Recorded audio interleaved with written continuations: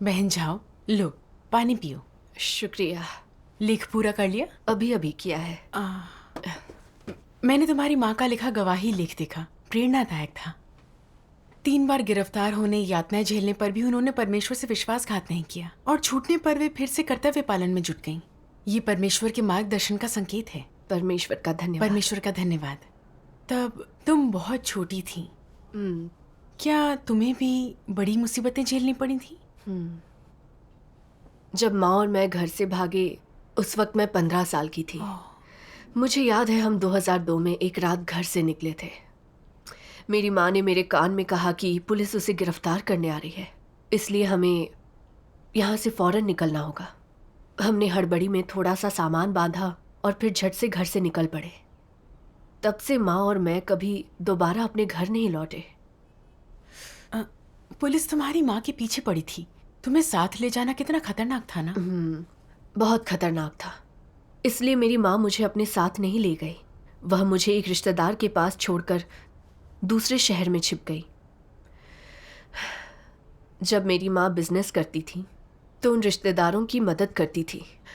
अब हम मुसीबत में थे, पर उन्हें अपनी चिंता थी। वे इनसे दूर रहना चाहते थे, मुझे साथ नहीं रखना चाहते थे। मेरी माँ को ताना देते हुए कहा कि परमेश्वर में उसके विश्वास ने उसे बेघर कर दिया। वो अपने बच्चों का ख्याल तक नहीं रख पाए। वे चाहते थे कि मेरी माँ मुझे ले जाए। मुझे गुस्सा आ रहा था कि वे लोग मेरी माँ को कितना गलत समझ रहे हैं। ये सब पुलिस की वजह से हो रहा था, इसमें मेरी माँ की गलती नहीं थी। मैं वहां से चली जाना चाहती थी, 1 मिनट भी नहीं रुकना चाहती थी। बस यही चाहती थी कि माँ वापस आकर जल्दी से मुझे ले जाए। हाँ, किसी दूसरे के घर में रहना बड़ा मुश्किल होता है। हाँ, माँ का यूं जाना मेरे लिए बहुत मुश्किल था। लगता था कि मेरे पास कोई सहारा नहीं है। मैंने बहुत कुछ झेला। परिवार के नाम पर मेरे पास बस माँ है। जब मैं 3 साल की थी मेरे माता पिता का तलाक हो गया था। मैं और माँ हमेशा साथ रहे, कभी जुदा नहीं हुए। ये सोचकर कि मेरी माँ अब कभी भी मेरी देखभाल नहीं कर पाएगी, मैं रो पड़ती। उदास और लाचार महसूस करने पर मैं परमेश्वर से प्रार्थना करती, कहती, प्यारे परमेश्वर, अब मेरी माँ मेरी देखभाल नहीं कर सकती, मुझे शक्ति देने की कृपा करो परमेश्वर। आमीन। प्रार्थना के बाद मुझे परमेश्वर के वचनों का एक अंश मिला। डरो मत, समुदायों का सर्वशक्तिमान परमेश्वर निश्चित रूप से तुम्हारे साथ होगा। वह तुम लोगों के पीछे खड़ा है और तुम्हारी ढाल है। बहादुरी से आगे बढ़ो, मैं तुम्हारी शक्ति की चट्टान हूँ, इसलिए मुझ पर भरोसा रखो। आमीन। आमीन। परमेश्वर के वचनों ने सब बातों को साफ कर दिया। मेरी माँ अब मेरे साथ नहीं थी, पर परमेश्वर मेरे साथ था और मैं उस पर भरोसा कर सकती थी। ये मुसीबत मेरे ऊपर हावी नहीं हो सकती थी। मैं अपनी माँ पर भी निर्भर नहीं रह सकती थी। मुझे मजबूत बनना सीखना था। चाहे कितनी भी कठिनाइयाँ और कष्ट आए, मुझे परमेश्वर पर भरोसा रखना था। परमेश्वर का धन्यवाद। परमेश्वर का धन्यवाद। बाद में मैं बहन झांग के परिवार के साथ रहने लगी। उनके परिवार के तीनों लोग विश्वासी हैं। हमारा खून का रिश्ता नहीं था, पर फिर भी वे मेरा बहुत ख्याल रखते थे। बहन झांग की बेटी मुझे परमेश्वर के वचन सुनाती और मेरे साथ सत्य पर संगति करती थी। मेरी माँ भले ही मेरे साथ नहीं थी, पर मैं अकेला महसूस नहीं करती थी। मुझे अपने भाई बहनों के साथ रहना अच्छा लगता था। परमेश्वर का धन्यवाद। ये परमेश्वर का प्यार है। हाँ। तो जब पहली बार तुम्हारी माँ गिरफ्तार हुई तो सूचना भाई बहनों ने दी? ये 2003 की बात है। मेरी माँ दूसरे शहर में प्रचार कर रही थी। एक दिन उसने चिट्ठी भेजकर मुझसे मिलने की इच्छा जताई। उसने मुझे मिलने की जगह और समय भी बताया था। चिट्ठी पाकर मैं खुशी और उमंग से झूम उठी और उस रात मुश्किल से ही सो पाई। मुलाकात के दिन मैं ठीक समय पर उस जगह पर पहुंच गई, पर 1 घंटे तक इंतजार करने पर भी उसका कोई अता पता नहीं था। मैंने उसके बीपर पर संदेश भेजे, पर उसने कोई जवाब नहीं दिया। मैं दोपहर से रात के 8 बजे तक इंतजार करती रही, पर वो नहीं आई। मैं बहुत निराश हो गई। लगने लगा कि कुछ तो बुरा हुआ है। अगले दिन मेरे अगुआ ने मुझे बताया कि पिछले दिन 8 भाई बहनों को सुसमाचार का प्रचार करते हुए गिरफ्तार कर लिया गया था और उनमें से एक मेरी माँ भी थी। उन्होंने मुझसे कहा कि जिस बीपर से मैंने अपनी माँ से संपर्क किया था उसे नष्ट कर दूं। यह खबर सुनते ही मैं चिंता में डूब गई। मैं परमेश्वर से प्रार्थना करने लगी, उससे अपनी माँ की रक्षा करने और गवाही देने में उसकी मदद करने की विनती की। वाह। उन दिनों माँ के बारे में सोचते ही मेरी आंखों में आंसू आ जाते। चिंता होती कि उसे मारा पीटा या सताया जा रहा होगा। उसे जेल में बहुत कष्ट झेलने पड़ रहे होंगे। उसे कब रिहा किया जाएगा? मैं इतनी ज्यादा चिंतित रहने लगी कि एक दिन मैं अचानक बेहोश हो गई। जब मुझे होश आया तो मैं लड़खड़ाती हुई अपने कमरे तक पहुंची। फिर बिस्तर में लेटकर रोने लगी। सोचने लगी कि मैं कितनी अकेली और लाचार हूं। इस दुख की घड़ी में परमेश्वर ने मुझे रास्ता दिखाया। मुझे एक भजन याद आया। मेरे शुद्धिकरण के दौरान तेरा दिल मेरे लिए दुखी होता है, तेरे वचन मेरे अंदर की कमी को पूरा करते हैं। जब मैं उदास होती हूँ तो तेरे वचन मुझे सुकून देते हैं। मुझे साफ दिखा कि ये परमेश्वर का मार्गदर्शन है। हाँ, परमेश्वर का धन्यवाद। मुझे फौरन ही यह एहसास हुआ कि मैं अकेली नहीं हूँ, परमेश्वर मेरे साथ है। बड़े लाल अजगर के उत्पीड़न के कारण मेरी माँ मेरे साथ नहीं थी। देखभाल और दिलासा देने के लिए वह साथ नहीं थी, पर परमेश्वर मेरे साथ था। सही बात है।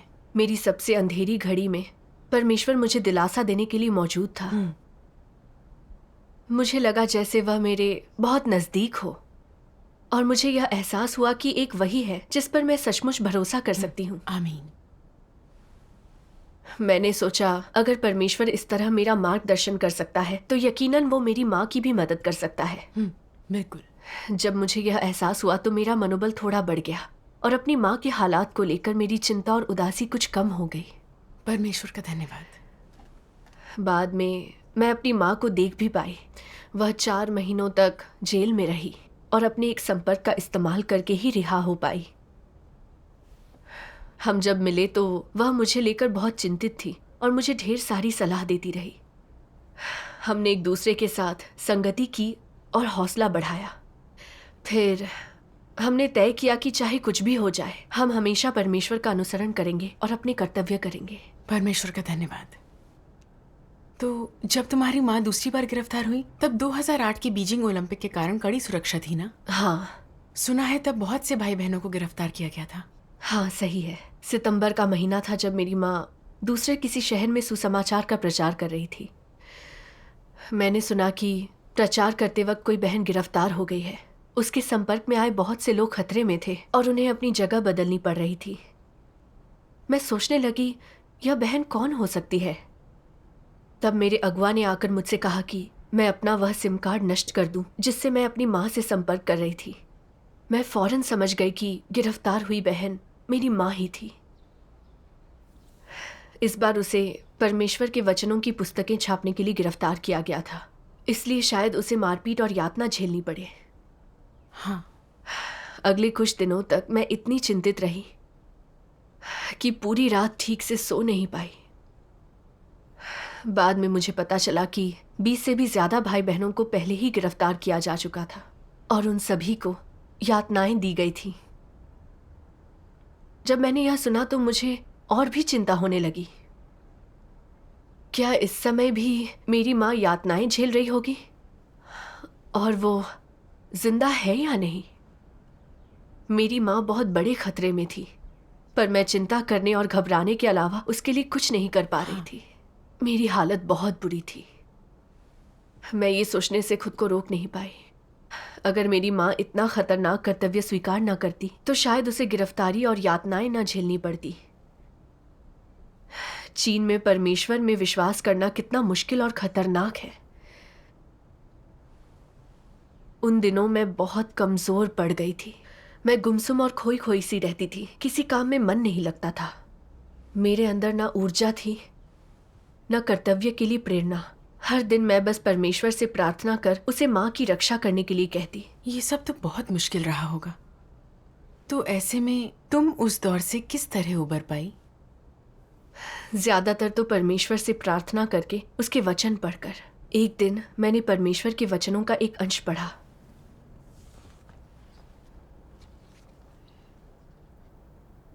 जब अय्यूब ने पहाड़ों में पशु खो दिए, अकुत संपत्ति खो दी और उसका शरीर फोड़ों से भर गया, तो यह उसके विश्वास के कारण ही था। जब वह मुझ यहोवा की आवाज को सुन सका और मुझ यहोवा की महिमा को देख सका, तो यह उसके विश्वास के कारण ही था। हाँ, पतरस अपने विश्वास के कारण ही यीशु मसीह का अनुसरण कर सका था। उसका मेरे वास्ते क्रूस पर चढ़ाया जाना और महिमामयी गवाही दे पाना उसके विश्वास के कारण था। लोग अपने विश्वास के कारण बहुत कुछ पा चुके हैं, और वो हमेशा आशीष नहीं होता। उन्हें वैसी खुशी और आनंद अनुभव ना हो जो दाऊद ने किया था, या यहोवा द्वारा दिया गया जल ना मिले जो मूसा को मिला था। उदाहरण के लिए, अय्यूब को उसके विश्वास की वजह से यहोवा द्वारा आशीष प्रदान किया गया था, लेकिन वह विपत्ति से भी पीड़ित हुआ। चाहे तुम्हें आशीष प्राप्त हो या तुम किसी आपदा से पीड़ित हो, दोनों ही आशीषित घटनाएं हैं। सही। विश्वास के बिना तुम यह विजय कार्य प्राप्त नहीं कर सकते। आज अपनी आंखों से यहोवा के कार्य को देख पाना तो दूर की बात है, तुम देख भी नहीं पाओगे। प्राप्त करना तो दूर की बात है। आमीन। आमीन। मैं सोचने लगी, हम आशीष पाएं या विपदाओं का सामना करें, सब कुछ परमेश्वर के हाथ में ही होता है। आस्था में जो कष्ट और परीक्षण आते हैं, वे परमेश्वर के हमें ऊंचा उठाने व परखने के तरीके हैं। बिल्कुल अय्यूब की तरह शैतान ने परमेश्वर से शर्त लगाई कि वह अय्यूब से उसके बच्चे और मवेशी छीनकर उसके शरीर में घाव पैदा कर उसे प्रलोभित कर सकता है, ताकि वो परमेश्वर को नकार कर उसे छोड़ दे। परमेश्वर ने भी अय्यूब को परखने और उसकी आस्था को पूर्ण बनाने के लिए इस परीक्षा का इस्तेमाल किया। हाँ। अय्यूब ने परमेश्वर को दोष नहीं दिया और उसकी प्रशंसा करते हुए कहा, क्या हम जो परमेश्वर के हाथ से सुख लेते हैं दुख ना ले? यहोवा ने दिया और यहोवा ही ने लिया। यहोवा का नाम धन्य है। आमीन। अय्यूब ने परमेश्वर की गवाही देकर उसकी प्रशंसा पाई। उसने एक बवंडर में परमेश्वर की आवाज भी सुनी। फलस्वरूप उसने परमेश्वर में और भी सच्ची आस्था पाली। ये उसके लिए और भी बड़ा आशीष था। हाँ। मैंने सोचा कि ऊपर से ऐसा लगता है कि बड़े लाल अजगर का मेरी माँ को नुकसान पहुंचाना बहुत दुखद है, पर दरअसल इसके द्वारा परमेश्वर हमारी आस्था को परख और पूर्ण कर रहा था। यह परमेश्वर द्वारा ऊंचा उठाया जाना था। हाँ। मुझे अचानक एहसास हुआ कि शैतान मुझे देख रहा था और परमेश्वर मेरे रुख की प्रतीक्षा में था। क्या मैं परमेश्वर में अपनी आस्था खो दूंगी, उसे नकार कर विश्वासघात करूंगी क्योंकि मेरी माँ गिरफ्तार हो गई है? जब मुझे समझ आया तो मैं परमेश्वर के पक्ष में खड़े होकर उसे दोष या धोखा न देने के लिए तैयार हो गई। मैं उसे संतुष्ट करने के लिए अपना कर्तव्य निभाना चाहती थी। परमेश्वर का धन्यवाद। परमेश्वर का इरादा समझने के बाद मैंने अपनी माँ की चिंता छोड़ दी। मैं परमेश्वर के आयोजनों के प्रति समर्पण के लिए तैयार थी। परमेश्वर का धन्यवाद। तुम्हारी माँ को श्रम के माध्यम से पुनर्शिक्षण की सजा मिली थी ना? हाँ, उसे श्रम के माध्यम से पुनर्शिक्षण की 2 साल की सजा सुनाई गई। मुझे पता चला तो मैं सन्न रह गई। 2 साल काफी लंबा समय होता है। जेल का जीवन और खान पान बहुत खराब है और हर रोज काम करना पड़ता है। मेरी माँ नरक जैसे हालात और क्रूर दुर्व्यवहार कैसे झेल पाएगी? उसकी उम्र 50 साल से ज्यादा थी। क्या उसका शरीर ऐसी यातना और झेल पाएगा? एक दिन मैंने परमेश्वर के वचनों का यह अंश देखा। जिस क्षण तुम रोते हुए इस दुनिया में आते हो, उसी पल से तुम अपना कर्तव्य पूरा करना शुरू कर देते हो। परमेश्वर की योजना और उसके विधान के लिए तुम अपनी भूमिका निभाते हो और तुम अपनी जीवन यात्रा शुरू करते हो। तुम्हारी पृष्ठभूमि जो भी हो और तुम्हारी आगे की यात्रा जैसी भी हो, कोई भी स्वर्ग के आयोजनों और व्यवस्थाओं से बच नहीं सकता और किसी का भी अपनी नियति पर नियंत्रण नहीं है, क्योंकि केवल वही जो सभी चीजों पर शासन करता है ऐसा करने में सक्षम है। आमीन। आमीन। परमेश्वर के वचनों ने मुझे समझाया कि जीवन में सभी की एक भूमिका और उद्देश्य होता है। जीवन किस ओर जाएगा ये परमेश्वर ने बहुत पहले निर्धारित कर दिया था। हाँ। मेरी माँ को एक भूमिका निभानी और एक मिशन पूरा करना था। जेल में 2 साल बहुत लंबा वक्त था, पर यह उसे भुगतना था। ये सब परमेश्वर पर था कि माँ का शरीर कैसा रहेगा और उसे कितनी तकलीफ झेलनी होगी। हाँ। परमेश्वर ने अनुमति दी थी कि बड़ा लाल अजगर माँ को सताए और गिरफ्तार करके जेल में डाल दे ताकि उसे परखा जा सके। परमेश्वर उसे गवाही देने का अवसर दे रहा था।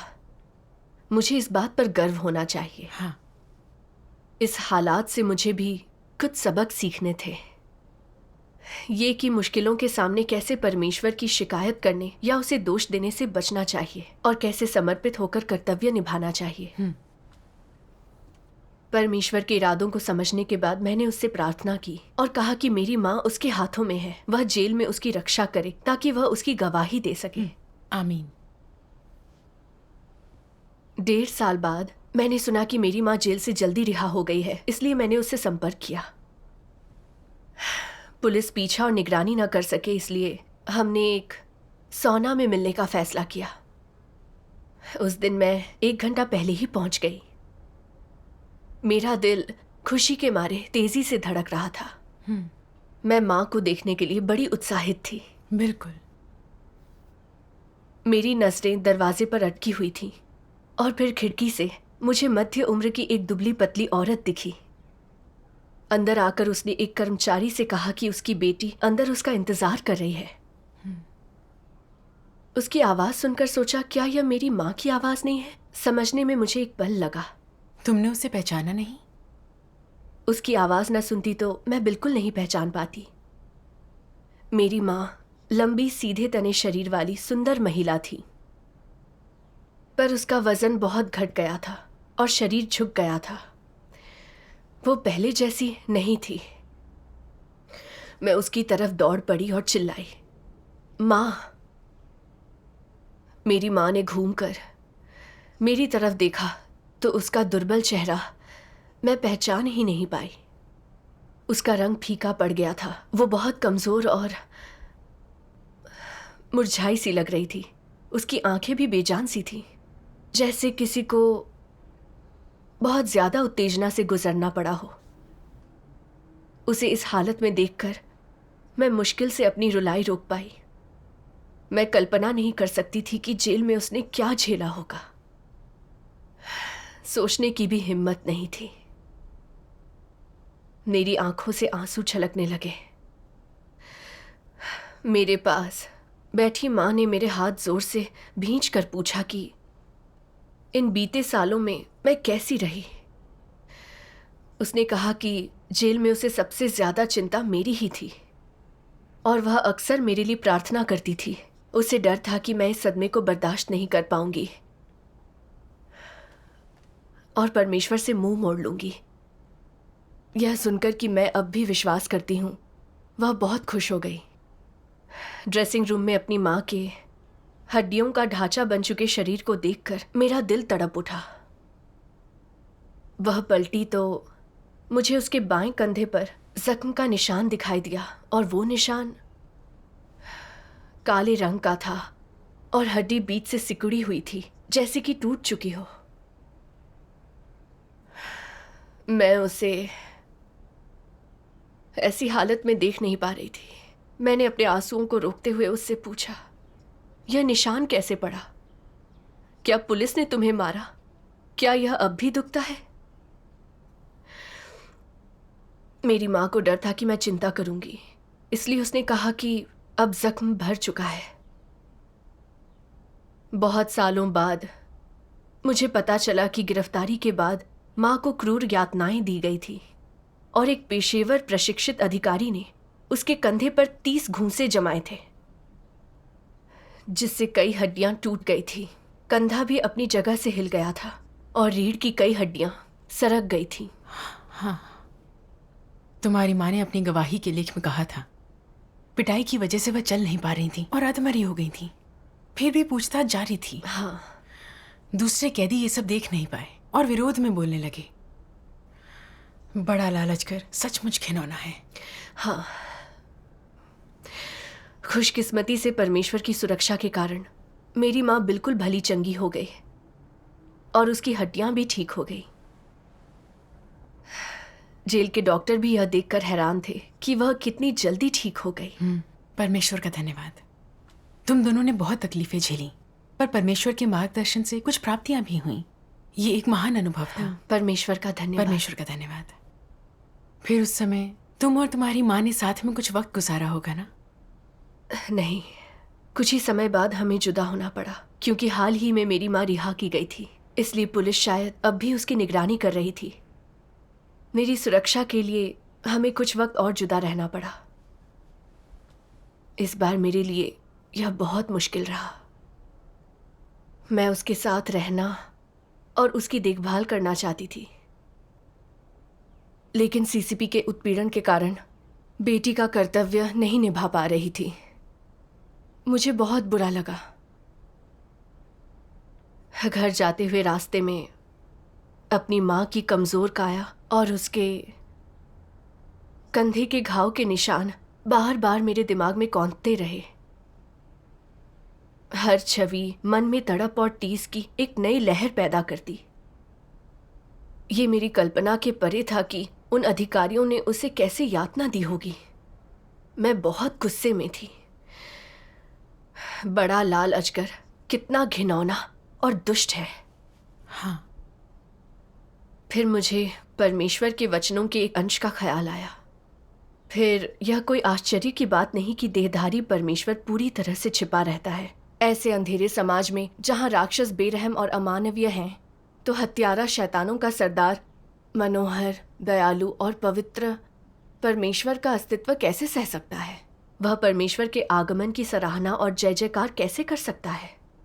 ये अनुचर दया के बदले घृणा देते हैं। लंबे समय से परमेश्वर का तिरस्कार किया है, उसे अपशब्द बोलते हैं, उसके प्रति थोड़ा भी सम्मान नहीं है। ये बर्बर हैं।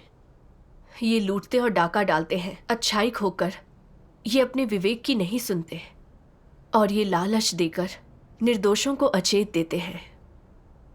प्राचीन पूर्वज, प्रिय अगुआ, वे सभी परमेश्वर का विरोध करते हैं। सच है। उनके हस्तक्षेप ने स्वर्ग के नीचे की हर चीज को अंधेरे और अराजकता की स्थिति में छोड़ दिया है। धार्मिक स्वतंत्रता, नागरिकों के वैध अधिकार और हित, ये सब पाप को छिपाने की चालें हैं। आमीन। आमीन। मुझे बड़े लाल अजगर का क्रूर, परमेश्वर प्रतिरोधी और शैतानी सार साफ साफ दिखाई देने लगा। इन अधिकारियों ने सिर्फ इसलिए एक मध्य उम्र की औरत पर बर्बर प्रहार किए क्योंकि वह परमेश्वर में विश्वास करती थी। उन्हें उसके जीने मरने की परवाह नहीं थी। मैं गुस्से से भड़क उठी। परमेश्वर ने मानव जाति बनाई तो हमें उसमें विश्वास और उसकी आराधना करनी चाहिए, लेकिन लोगों पर बर्बरता बरसाने में बड़े लाल अजगर के कदम बिल्कुल भी नहीं रुकते ताकि वे परमेश्वर को नकारें और धोखा दें। वे इतने घृणित, दुष्ट और क्रूर हैं। मैं सोचती थी कि सरकारी अधिकारी और पुलिस वाले सभी बड़े अच्छे लोग होते हैं, लेकिन बड़े लाल अजगर के उत्पीड़न के बाद ही मुझे यह एहसास हुआ कि उनके ये दावे कि नागरिकों के पास धार्मिक स्वतंत्रता है सिर्फ छलावा और झूठ है। वे पागलों की तरह विश्वासियों को गिरफ्तार करके यातना देते हुए मारपीट करते हैं। वे उनकी हत्या करने को बेताब हैं। वे परमेश्वर प्रतिरोधी राक्षसों का एक झुंड है। मैं दिल से उन सब से घृणा करती हूँ। हाँ। मैं अपना दिल परमेश्वर को सौंप देना चाहती हूँ, उसका अनुसरण कर अपना कर्तव्य निभाना चाहती हूँ। आमीन।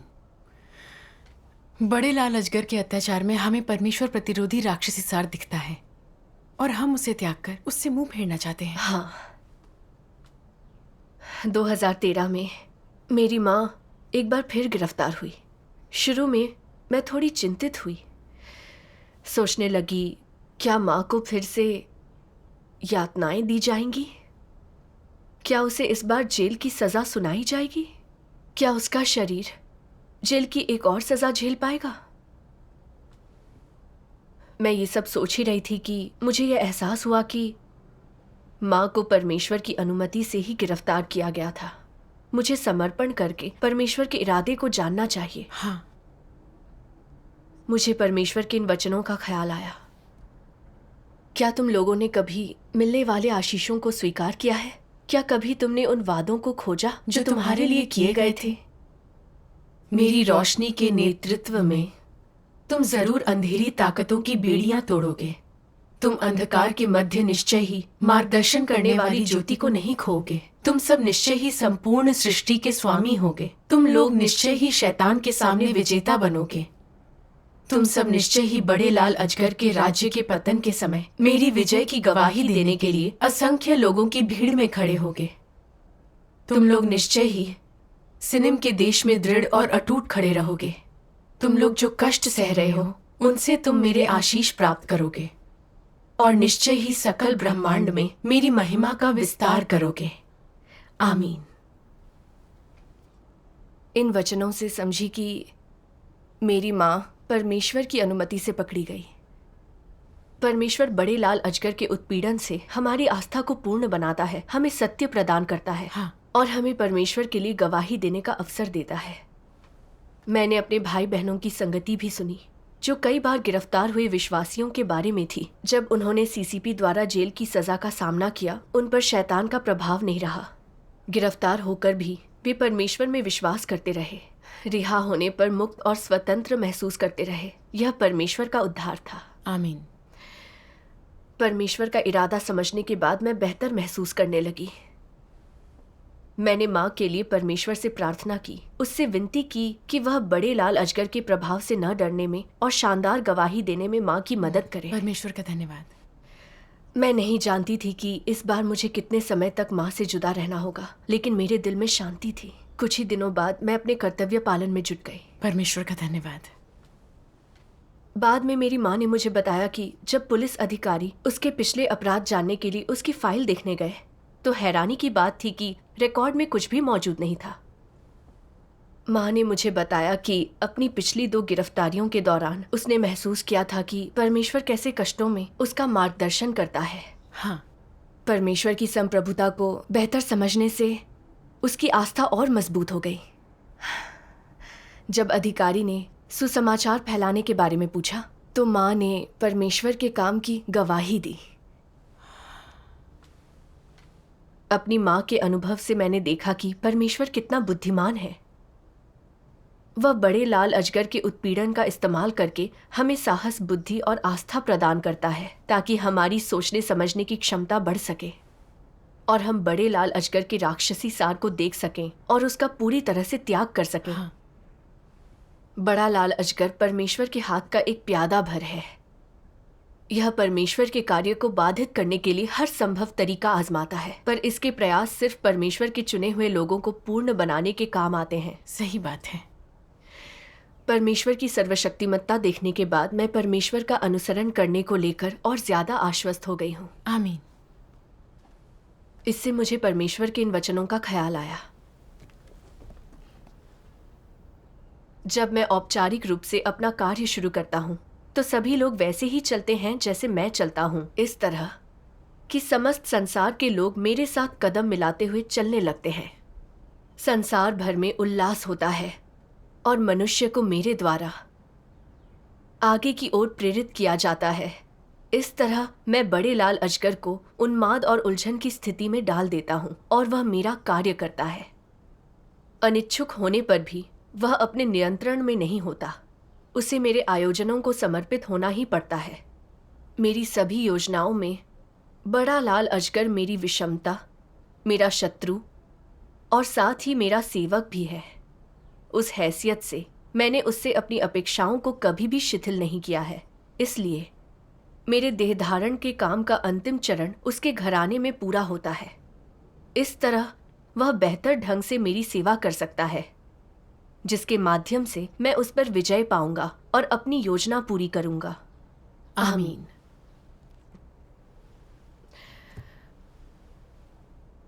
बड़े लाल अजगर के उत्पीड़न के कारण भले ही मुझे दूसरे बच्चों से ज्यादा तकलीफें झेलनी पड़ी हो, लेकिन इन तकलीफों और कमजोरी के क्षणों के बावजूद मैं ज्यादा मजबूत हुई हूँ। ये अनुभव मेरे लिए बहुत मूल्यवान रहे हैं। इन्होंने मुझे यह गहरा विश्वास दिया है कि मेरी मदद करने और मुझे सच्चा सहारा देने के लिए सिर्फ परमेश्वर ही हमेशा मौजूद रहता है। हाँ। परमेश्वर में अपनी आस्था न खोने पर वह मुश्किलों में हमें राह दिखाता है और हम उसके कार्य देखते हैं। मैं उस पर भरोसा और दृढ़ता से अनुसरण करने, कर्तव्य निभाने और उसके प्रेम का मोल चुकाने को तैयार हूँ। आमीन। परमेश्वर का धन्यवाद। परमेश्वर का धन्यवाद। ये एक बहुत अच्छा अनुभव है।